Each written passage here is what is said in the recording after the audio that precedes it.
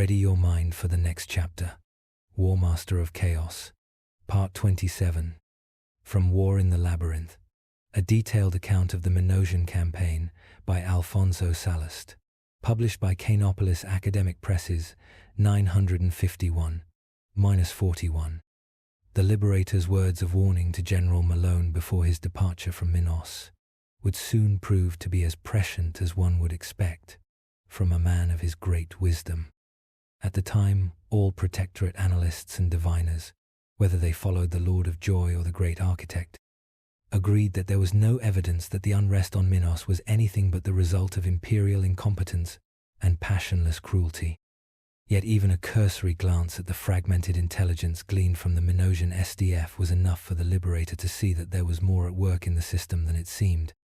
As the Protectorate fleet took position above the planet, contact with the disparate factions warring for control was swiftly established.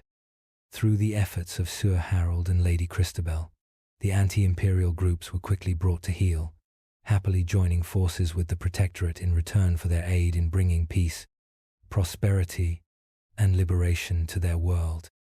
Units of USA troopers were dispatched to the surface, along with medical and food supplies, which were distributed to both the rebels and civilians, whose safety remained General Maloney's first concern. Attempts to negotiate a ceasefire with the Imperial remnants failed, as their indoctrination proved too strong to overcome once they realized the new arrivals hailed from Slaukenberg. The Imperium's propaganda of what had taken place on the Protectorate's capital world had spread far across the Damocles Gulf, and violence soon erupted once more. Restrained by the need to avoid further collateral damage, where at all possible, the USA did not immediately crush the Imperials, as was well within its power.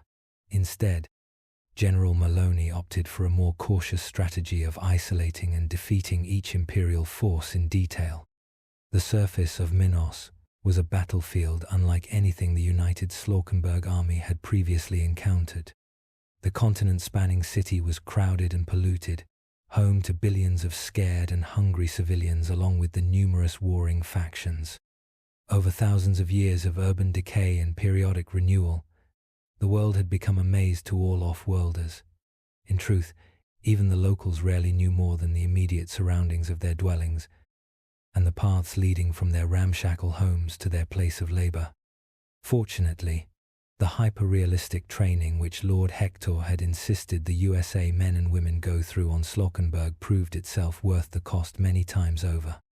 Though the bringers of renewed greatness's construction efforts weren't an exact match for the urban environment of Minos, it provided a solid foundation for the troops, while the war gear of the opposition was far inferior to their own. Thanks to the disunity which had arisen in the wake of the Imperial overlord's demise, this strategy proved wildly successful, and great swathes of the urban megacomplex were pacified, though small-scale acts of insurgency and terrorism continued. For a time, the USA continued its campaign, as of yet unaware of the greater threat lurking beneath the surface conflict. It was during the third week of the hostilities that something occurred which would throw the course of the entire campaign off track. During a routine patrol in one of the secured areas, a USA soldier was ambushed by a large, four-armed creature whose claws pierced right through his power armor as it dragged him into the shadows. No doubt the soldier would have succumbed to the creature's assault, if not for the Panacea auto-injectors of his armor, which were triggered by the attack. The life-saving compound freed the soldier from the torpor induced by the creature's venom, and he cried out to his comrades over the Vox even as he struggled in the four-armed grasp of the beast. This act cost him his life, as the creature tore him apart once it realized its prey wasn't pacified like it had thought. Later discoveries would reveal that, though tragic, this fate was far kinder than what would have happened to the soldier, had every suit of USA power armor not been equipped with an automatic Panacea injector by express request of the Liberator. None of the soldiers present had any idea what this creature that had killed so many of their comrades was, but as images were sent up the ranks, one captain spoke up. This veteran was one of the few elect soldiers to have accompanied the Liberator during the first exploration of Emily's gift, and he recognized the body as resembling that of a pack of Xenos monstrosities that Cain had encountered and slain, while separated from the rest of the exploration team. The story was well known among the common troopers, but the realization that the Liberator had triumphed over several of the beasts after just one had proven so lethal reminded all warriors of the Protectorate of their leader's prowess. With this information, Magos Tessalon Kappa was able to identify the beast as a Genestealer, one of the Tyrannid Hive fleet's most devious combat forms. A vanguard organism tailored to infiltrate human societies, infecting hapless men and women with its taint and enslaving them to the will of the Hive fleet. Their presence on Minos cast the entire insurrection into a different, far darker light. General Malone stood at attention, along with 100 USA troopers, as the Liberator's transport descended from the skies to land on what had, until a few months ago, been a large public square, in the largest of Minos's cities, full of statues of the planet's previous leaders. By the time the Protectorate had arrived, the statues had all been cast down by one of the rebel factions, the metal melted down into weapons for the Civil War. Many of the planet's starports had been damaged in that brutal conflict, and those which remained were already in use by the USA, turned into fortifications following the landing of the first wave of troopers. The Liberator could have requisitioned the use of one for his own descent, of course, but as was typical of the great man who led the Protectorate, he had instead chosen to come directly to his people using a transport capable of landing into more or less any open space. The transport landed, and the boarding ramp came down. As Ciaphas Cain strode down and stepped onto the surface of Minos for the first time, the general's eyes were immediately drawn to the blade that hung at the Liberator's side. After so many years of being close to Cain, he almost expected to find the familiar chainsword, despite knowing better, but there was no mistaking the sheathed sword for any common weapon, even one crafted by the best Borg artisans. Although its blade was covered, there was no denying that the Slayer sword was a magnificent thing, a display of purest lethality rendered into a weapon worthy of the Liberator's martial excellence. But more than that, according to the reports he'd received from the USA units which had been lucky enough to be chosen to accompany Cain, it was a gift from the war god himself, claimed in honorable single combat as the Liberator proved the righteousness of Liberation's cause. All the USA knew of Cain's prowess with a blade.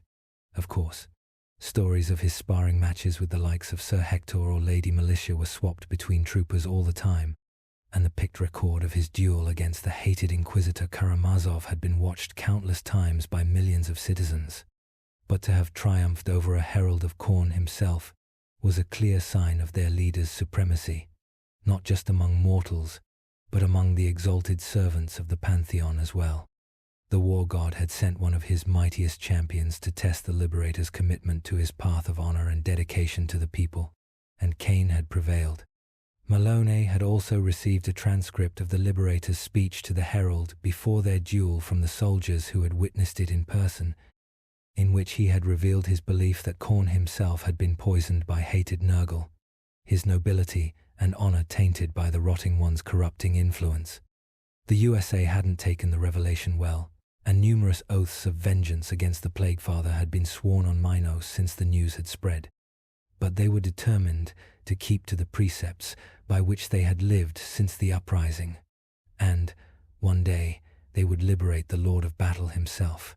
The theology of it all had yet to be written down, but of the factions which made up the Liberation Council, the USA had always been the most informal in their worship anyway. Khorne favored deeds over words, and the Liberator had proven he was equally adept with both. "Welcome to Minos, my lord," said Malone as he saluted, the gesture echoed by all the soldiers in attendance with gratifying synchronicity. "It's good to see you again in person, General," said Cain with his usual smile, a mix of confidence and respect. "I hear you have been busy in my absence." "No more than you, my lord," Maloney replied. "Nonsense. You have been fighting on this world for weeks, while dealing with Auric only took a few hours," said the Liberator with typical self-effacement, although the journey was long and, as you know, somewhat agitated. Cain's hand briefly touched the hilt of his blade, a casual reminder that while Maloney was leading the USA in a Xenos hunt, he was dueling one of the war god's champions, before moving away. In any case, we have much to discuss. That we do, Maloney nodded. Follow me, please. I made small talk with Maloney as he guided us across the USA base, Jurgen and Milicia following close behind me, along with Hector and Lieutenant Nathan's command squad. The latter was more here to honor their contribution than because I expected to need their presence.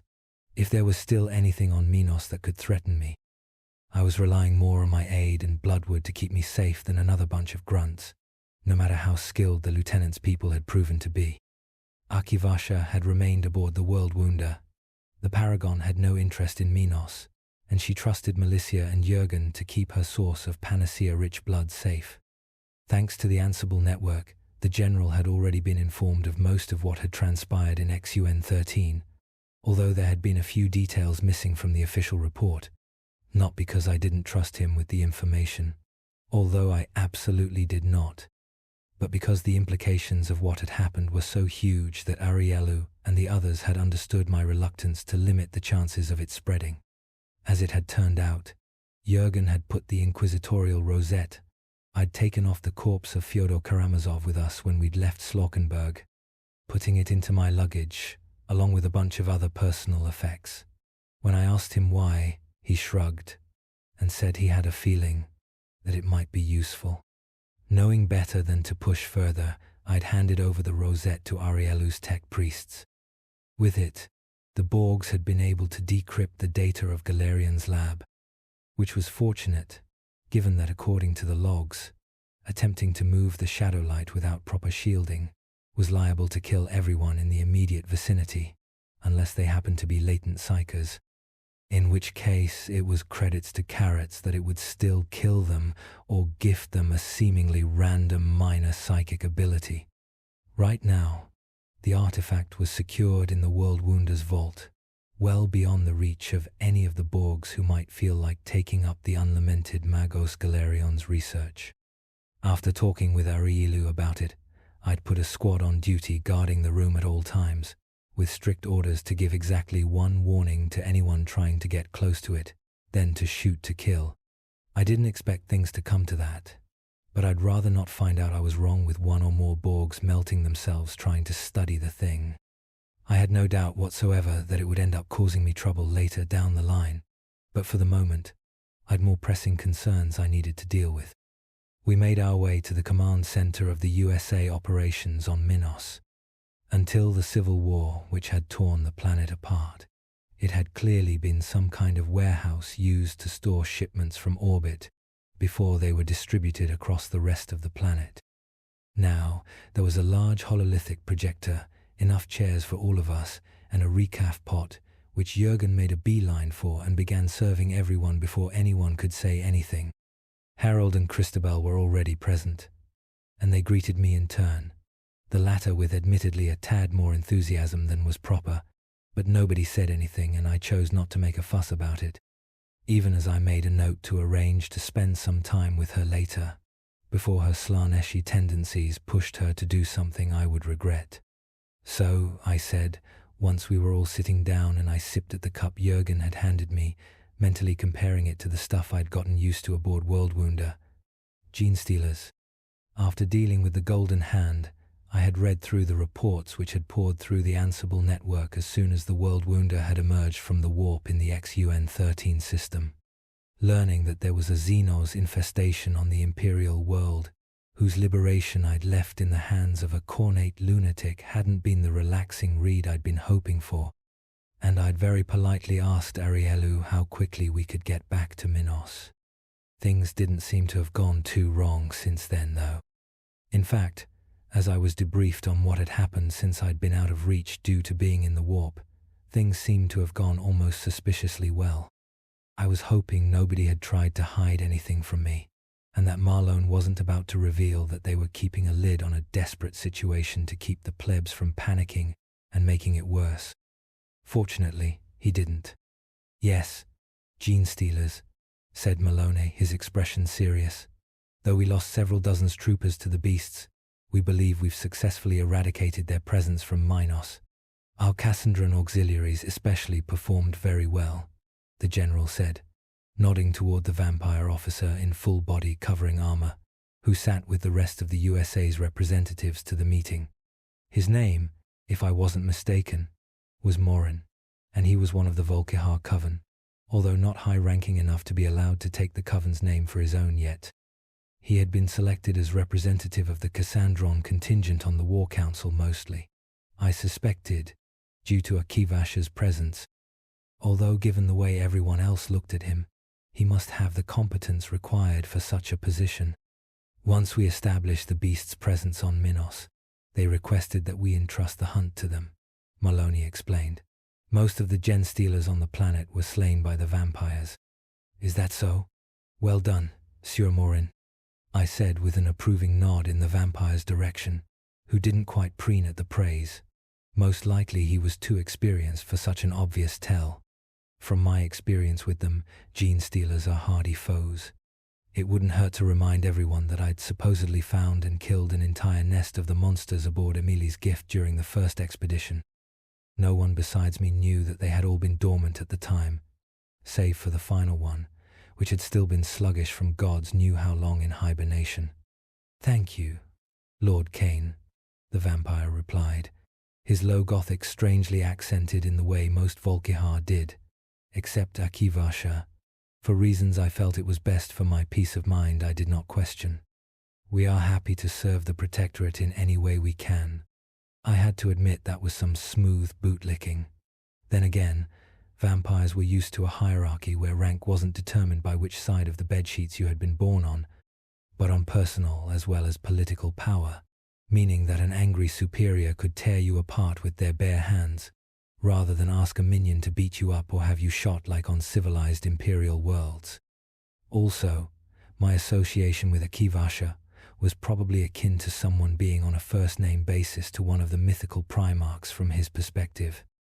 I would need to speak with him more to figure out whether he was being obsequious out of fear, ambition, or both, but later. Are there any Genestealers left on Minos? I asked, making it sound as if I was eager for a spot of hunt myself. We do not think so, replied Harold. Our divinations told us the last pure strain died a couple of weeks ago.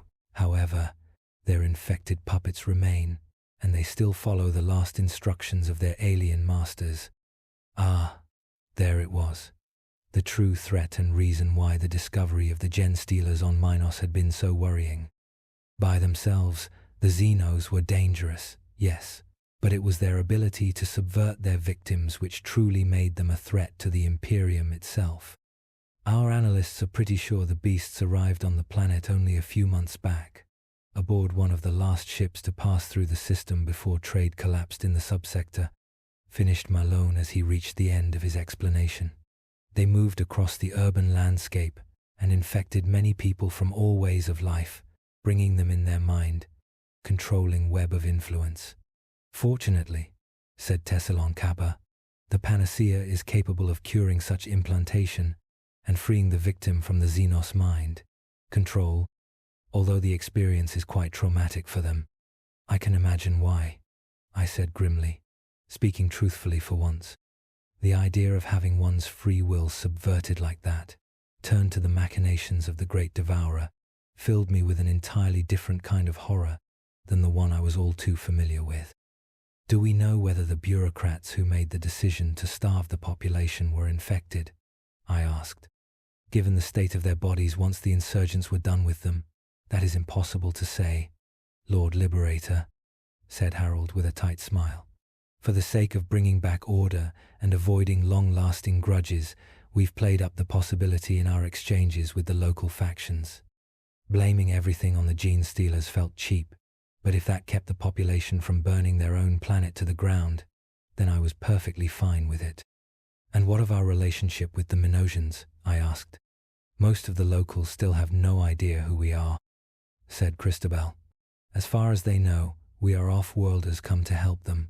The faction leaders know more, but they're too grateful to us to cause trouble. I had to assume she meant they knew we were rebels who had broken off from the Imperium, rather than chaos-worshipping heretics. I would have been informed if any of the rebel leaders had turned out to be secret followers of the dark gods. So far, it seemed that chaos had nothing to do with the situation on Minos. Well, prior to our arrival at least. But I tried not to think too hard about that. Even with their support, Marloni continued, we barely managed to stop a panic when the news of Genestealer infiltration spread to the general public. I shuddered to imagine what that would have looked like. At first glance, there was nothing distinguishing someone infected by the Genestealers from an uninfected person. A Medicare's inspection might locate the bite and implantation, yes, but only for a few days following the bite. Somehow, I couldn't imagine a mob taking the time to gene scan everyone. Much more likely, there would have been lynching of anyone suspected of being infected, with the most tenuous evidence being seen as a good enough reason to murder scores of innocent folks, all while the cultists themselves remained hidden and used the panic to foment further chaos. How exactly did the news reach the population? I asked evenly. One of the leaders with whom we had been in contact turned out to be a Genestealer plant, Maloney explained. She was the one to spread the rumors. No doubt the broodmind sought to use the panic as a cover. She tried to bolt when we started gene scanning people, but got captured and injected with the Panacea immediately. How is she doing? I asked, because that was what everyone expected from the Liberator. Not well. Maloney winced. She remembers everything she did under the influence of the broodmind. I have had her on suicide watch since she woke up and tried to cut her throat with a shard of broken glass. See if there's a priest we can send her way to help, I ordered. An imperial one, mind you. That poor woman isn't in any state to learn about the powers right now. I assume you are taking precautions to avoid similar incidents with the other afflicted. We are, Malone nodded firmly.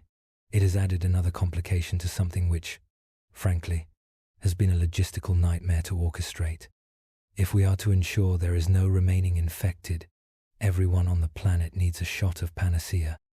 Given the size of the population, that means we're going to need production facilities on the planet, as well as access to the records to know how many people there are and where.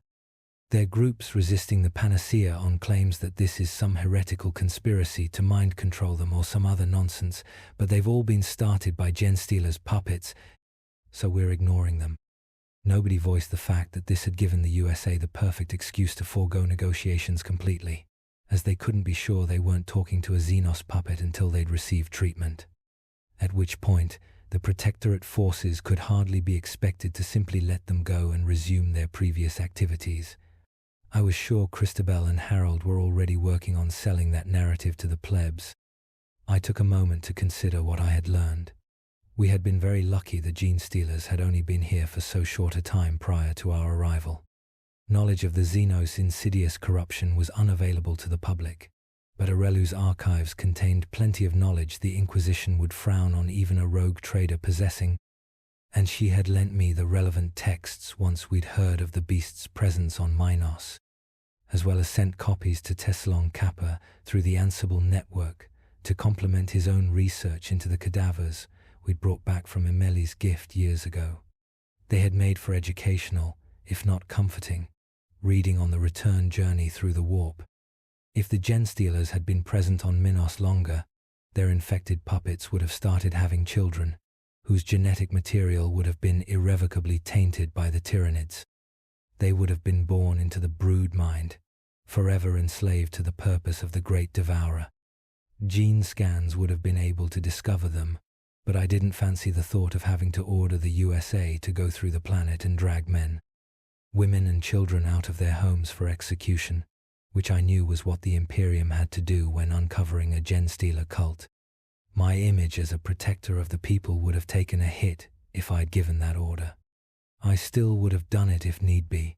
The alternative was letting a bunch of Xenos, tainted mutants live, while their very presence acted as a beacon to the hive, fleet. For all the unexpected victories the USA had won since the uprising, I strongly doubted they could stand up to even the weakest of the splinter fleets which had escaped the destruction of Behemoth at Macrage. We're trying to trace which ship the Genestealers came from. Harold picked up the conversation after a moment of silence. Given the sheer number of ships which used to come to Minos and the damage the civil war has done to the administratum, finding the records we need for the investigation has proven challenging, which, given the kind of things that Cientian Magi had ferreted out in the time I'd been acquainted with them, told you everything you needed to know about imperial bureaucracy. It's still important that we find out, I said, frowning. If there's a Genestealer cult elsewhere in the Torredon Gap, we need to know. Our best current guess is that the Genestealers came from the Imperial Tau front, said Harold. It seems that a cult was responsible for the escalation of hostilities between the two factions. So the Imperium was telling the truth this time, I mused, eliciting a chorus of sycophantic chuckles around the table. After purging Adumbria of the infected, Vice Queen Castine had told us more about the situation in the rest of the sector, including the fact that the long-standing Cold War between the Imperium and the Tau Xenos had escalated suddenly and without warning. Something about a Tau ambassador being murdered at an Imperial gala, if I remembered correctly. Speaking of the Imperium's many failings, Harold went on, we have also received troubling echoes from the warp, some astropathic sendings, others the result of our divination. Something foul is taking place on Torredon, Lord Liberator. Elaborate, I said, raising an eyebrow to signify my interest, while fighting to keep the surge of premonitory dread I felt from showing on my face with the ease of long practice. According to our debriefing of Sieur Pelton, one of the 3 remaining directors of the Bloodied Crown, Volusios the Serpent, was sent to Torredon with orders to spread rebellion among the Beastkin of the subsector's capital. The Cientian Magus said, the Beastkin, a mutant underclass that has coexisted with the Imperium more or less peacefully for the past 10,000 years, rejected his attempt as they did the previous ones, fully aware that the pirate lord only intended to use them as sacrificial pawns in the cartel's efforts to seize the system. But this time, Volusios got himself captured and was executed by the governor along with most of his lieutenants, while his ships fled the system. That sounded like good news to me, but I had a feeling there was more to the story. And of course, I was right, as Harold continued, sounding genuinely outraged.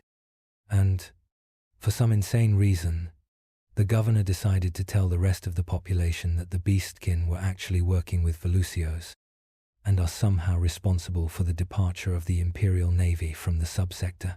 By what tortuous line of reasoning he's arrived to that conclusion, we've no idea. Our leading theory is that the man is merely letting his own prejudice and hatred of the Beastkin color his judgment, and constructing justifications to do what he wished to do from the moment he assumed the governorship. Oh, Nads, I thought. I knew where this was going, and try as I might, I couldn't think of a way out of the trap. Our divinations are clear, Harold continued, his expression becoming grave. If nothing stops him, Governor Claudius Frollus is going to enact a monstrous pogrom, slaughtering millions of the Beastkin in his demented quest for the god, Emperor's forgiveness. The never-born whisper of it, of the desolation to follow as Frollus destroys the very foundations of his own kingdom out of hatred. I closed my eyes. I didn't need my sight to feel the outrage the Magus's words had roused in the hearts of everyone present. The uprising had given them a taste for fighting what they perceived as imperial injustice and oppression, and from what Harold had described, this was exactly what was going on here. I didn't know why the Imperial Navy had withdrawn from the Torredon Gap, but I was fairly certain killing a bunch of mutants wasn't going to miraculously bring them back. As for myself, I had no desire to risk my life for these Beastkin. Sure, it sounded like they'd gotten a rough deal, but the galaxy was a big place full of such injustices, and not even the Emperor could fix them all. Yet I couldn't exactly say as much to the heretics around me. Such callous cowardice would ruin my fraudulent image. Then we have no choice, I said with all the determination I could fake, dramatically opening my eyes as if I was done, mourning the corruption of the Imperium, and had decided on a course of action. I felt like a mummer in a third-rate mystery play, acting it up for the back row, but they all lapped it up. As soon as the situation on Minos is stable enough that we can trust the locals won't start killing each other or starve to death the moment we are gone, We will leave for the Torredon system. Yes, Lord Liberator, everyone in the room chorused, with smiles that ranged from the determined to the downright bloodthirsty. And just like that, I knew I had condemned myself to yet another foolish adventure, trapped by my own reputation. It would be a challenge to stop the governor before he could go on a genocidal rampage against his own citizens. Given the high level of piratical activity in the subsector, I had no doubt that the Gap's capital possessed a strong military. Our best chance was probably gaining orbital superiority and leveraging that advantage. But I didn't need access to the Worldwounder's archives to know Torredon was going to be well defended against precisely that sort of things. Worst come to worst, I could always try to convince Akivasha to just make planetfall and kill the governor herself. The cleanup would be difficult, but I was confident we would be able to find a suitable candidate among the local aristocracy willing to work with us if it meant becoming the next governor and not being the next target of a homicidal vampire paragon. Convincing the rest of the Protectorate this was preferable to trying to conquer another world would also be difficult, but I was confident I could manage it. After all, every world the Protectorate had come to so far had a good reason to want to join. Adumbria, Cassandron, even Sanguia and Minos, all had been rescued from greater peril by our arrival. Things would be different on Torredon. Then, I told myself, this expedition would be over, and I could return to Slaukenberg, where my greatest worry was whether Zariah would have a bad day at school and I had to convince her not to eat her classmates.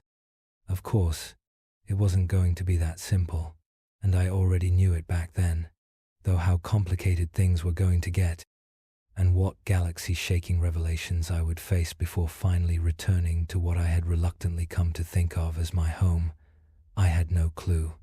For the first time in decades, Magos Negando was running away from a fight instead of standing his ground and crushing the vermin who dared defy him, or, better yet, striding forth on the attack at the head of a horde of his followers, as befit a lord of raiders and pillagers who had left a trail of ruin and plunder behind him across the entire subsector. Yet the director of the Bloodied Crown felt no shame at his flight through the corridors of his own flagship, the Ghastly Skull. The alternative would have meant certain death, after all, and notions such as courage and heroism had never dwelled within his cold, calculating mind. Negando had never fought a fight he didn't know he could win, yet much to his discontent, he had been forced into exactly that from the moment his fleet had arrived to Yawmoth's Bounty. Yawmoth's Bounty was a system full of broken worlds, an asteroid field of mind-boggling proportions. Nobody knew what cataclysm had caused this, though rumors and legends aplenty circulated among voidsmen, of a war waged between ancient and long-forgotten empires, of ill-understood cosmic phenomena, of the warp somehow seeping through the veil between materium and immaterium to briefly unmake the laws of physics.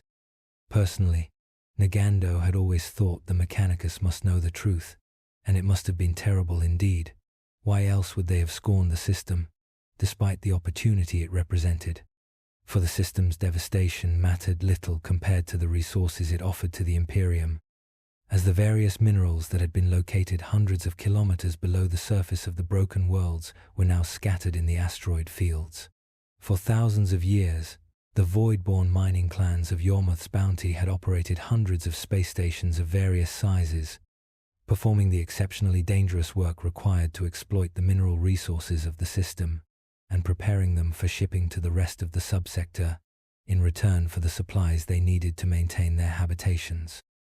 With such wealth flowing in and out of the system, the warp routes around it had predictably been a target of choice for the shadow cartels. With the withdrawal of the Imperial Navy, it had become open season on the trade convoys. This made Yawmoth's Bounty vulnerable, if not to direct assault, then to besieging out. Negando had brought his flotilla to the system in order to claim it for the Bloodied Crown. Since the last gathering of the Shadow Cartel's Directorate, he'd been busy engaging the flotillas of the other cartels, and his own required repairs and refueling, both of which could be obtained at Yawmoth's Bounty. If anything, Negando had expected the mining clans to welcome him. They depended on imports for much of their food requirements, and the director had made sure to have plenty of cargo to trade at extortionate, but still preferable to starvation, rates. Then the news of Jabba's and Balor's demise had reached him, and strengthening his fleet had become even more important. He'd no intent of tangling with the force which had defeated the combined flotillas of his fellow director and the chairman, but he'd need supplies if he was to enact his plan to escape the gap completely and start raiding elsewhere. Losing the chance to turn the subsector into the bloodied crown's personal fiefdom had rankled, but at least he would still be alive and with a chance for revenge further down the line. And then, the moment his fleet had emerged from the warp, it had all gone horribly wrong. They had expected to find perhaps a handful of mining vessels and well-defended orbital stations. Instead, as the fleet made its way from the Mandeville Point, they had been ambushed by an immense battleship of no type recorded in the Ghastly Skull's cogitators. Half of Negando's ships had been destroyed in the first moments of the engagement, their weapons unable to pierce the Void Leviathan's mighty shields. The Ghastly Skull had been boarded soon after, its shields collapsing from sustained bombardment that Negando knew had been precisely calculated to pop the shields without doing too much damage to the vessel itself.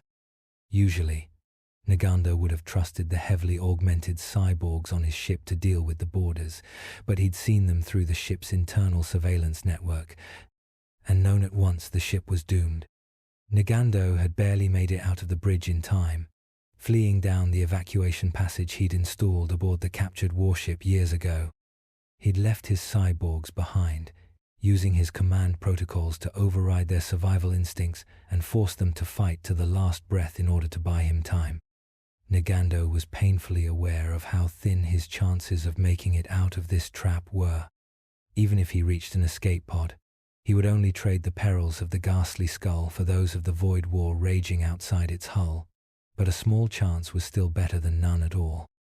Maybe he could steer the craft toward the mining clan's holding.